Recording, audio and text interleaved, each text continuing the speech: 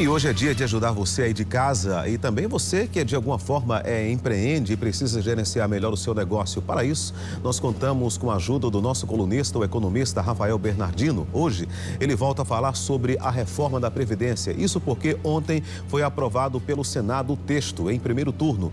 O texto que modifica várias regras e que tem um impacto direto na economia do governo, do país e de todos nós brasileiros. Quais as principais mudanças permaneceram? Quais acabaram caindo? Qual a economia prevista para os cofres públicos e o que falta ainda para as regras começarem a valer? É o que nós vamos responder hoje. Você, como sempre, vai poder participar fazendo sua pergunta pelo telefone, está aí na sua tela, 3216-5088. Fica à vontade, como eu sempre falo, esse espaço aí é todo de vocês. Boa noite, Rafael, seja bem-vindo mais uma vez ao programa Cidade Alerta Paraíba. Ontem nós vimos que o Senado aprovou, em primeiro turno, o texto da reforma da Previdência. Mas, efetivamente, muda alguma coisa a partir de agora? Quais são os próximos passos, então, a partir dessa aprovação do Senado?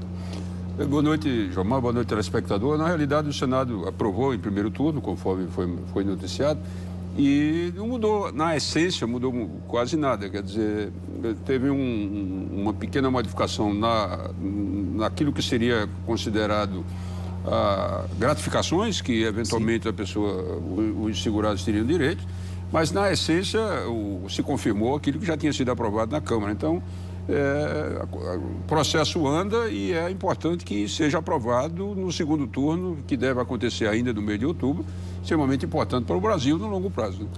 Em relação, por exemplo, à idade mínima e o tempo de contribuição, como é que fica, então, a partir dessa aprovação, né? Quais são as expectativas para daqui por diante? Primeiro, a idade é 65 anos para homens, 62 para mulheres, quer seja empregado do setor privado ou do setor público. Isso aí ficou, de certa forma, já é pacífico e foi aprovado e deve ser confirmado no segundo turno. O tempo de contribuição também 15 anos para professores, para mulheres, 25 anos para contribuição mínima, né, para o homem. E uma coisa que se modificou, que de certa forma melhor para o Brasil, é que primeiro estava previsto uma exclusão dos menores salários ao longo período de contribuição. E aí isso foi modificado, quer dizer, hoje vai ser considerado 100% do salário. Então alguém que ganhou menos no começo da carreira, esse valor menor vai contribuir para a redução da média. Então diminuiu um pouco o valor da possível aposentadoria. Mas isso ao longo prazo, naturalmente para quem tem carreiras profissionais com promoções, etc., isso de certa forma dificulta. Mas em geral as pessoas têm promoções ao longo do tempo que não são tão expressivas. Então é uma redução na média que não é tão significativa, tanto quanto a extensão da idade de aposentadoria. Porque antes, e isso aí já mudou mesmo, antes você poderia se aposentar com 35 anos de trabalho, se você começou a trabalhar com 17 anos, com 52 anos, você se aposentadoria. Isso aí agora está completamente descartado. Você tem que ser homem com 65 e mulher com 62, é a grande, digamos assim, a grande mudança nesse novo processo. Com relação, Rafael, por exemplo, ao servidor público, para o servidor público, efetivamente, o que é que melhora e o que é que piora? Para o servidor público, piora, praticamente só piora, porque o servidor público, historicamente, ele era enquanto que no trabalhador da iniciativa privada, ele tinha um teto de contribuição, por exemplo, se alguém ganha na iniciativa privada 10 mil reais, ele só contribuía sobre 5.800, que é o máximo, em números redondos, 5.800. O servidor público, ele contribuía sobre se ele ganhasse 10 mil, ele contribuía sobre 10 mil e ia se aposentar com 10 mil. Isso já mudou ainda no governo da presidente Dilma, isso já foi modificado para quem entra no serviço público agora. Quer dizer, quem entra no serviço público agora tem a mesma regra do setor privado, quer dizer, tem um teto de aposentadoria. Nessa modificação que vem agora, quer dizer, além de ter confirmado aquilo que já estava aprovado, aumentou a idade de aposentadoria. Mas o servidor público a gente pode considerar que é o grande prejudicado, porque os privilégios que ele tinha de se aposentar com o valor integral do salário, isso não mais existe. Ele vai se aposentar da mesma maneira que o trabalhador da iniciativa privada, quer dizer, com um teto. Para isso, ele tem que fazer uma previdência privada complementar, que no caso de sendo um servidor do federal, ele tem um complemento pelo governo no fundo de previdência complementar que foi criado e que está aí. As pessoas estão aderindo ao longo do tempo e é preciso prestar atenção. Se você é servidor público federal, as regras já estão definidas. Se você é estadual e municipal, tem que aguardar uma nova PEC que vai ser encaminhada pelo Senado. Então, por enquanto, estados e municípios estão fora dessas novas regras. Estado e municípios estão momentaneamente fora, porque no primeiro momento na Câmara não entrou, agora os estados e os municípios têm que entrar e vão precisar entrar, porque muitos estão com déficit na Previdência, etc. Mas será objeto de um projeto, de uma medida adicional que o Senado deve encaminhar em breve.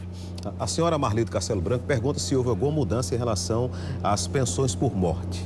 Não houve. Na realidade, se discutia processos de redução de valores, etc. Mas isso foi modificado e a pensão por morte está assegurada. O senhor José Antônio quer saber a questão, por exemplo, como é que fica a questão dos militares. Os militares é um capítulo à parte que eu confesso que não me detive, porque os militares têm um tempo dado que tem uma profissão com uma característica diferente, um tipo de serviço diferente, então ele tem um tratamento diferenciado. Eu confesso, peço desculpa ao telespectador, porque eu não sei exatamente como ficou os militares, porque como é um universo muito menor de brasileiros, então é um caso especial e eu realmente não, peço desculpa mais uma vez, não saberia dizer exatamente como ficou.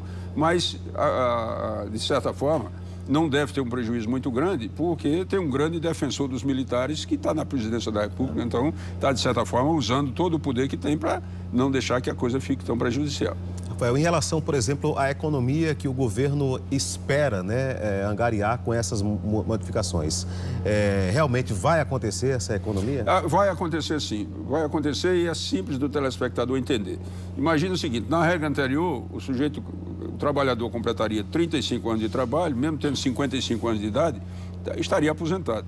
Agora, só se aposenta aos 65. Então, o governo deixará de ter aquela despesa de pelo menos 10 anos, deixará de pagar aquela aposentadoria daquela massa de pessoas de 55 até os 65. Então, a economia efetivamente vai acontecer e é preciso que ela aconteça, porque se não tivesse essa modificação, ia chegar um momento e não ia demorar muito, que os aposentados não iam poder receber por falta de dinheiro do governo. Então, a Previdência estava realmente entrando num processo extremamente sério e essa reforma é para dar sustentabilidade ao processo. Agora, portanto, vamos ter que trabalhar mais. Quer dizer, eu já sou aposentado pela regra antiga, já fui, inclusive, vítima do chamado fator previdenciário, porque quando eu completei 35 anos de trabalho, eu não tinha 60 anos de idade, que era a idade mínima necessária.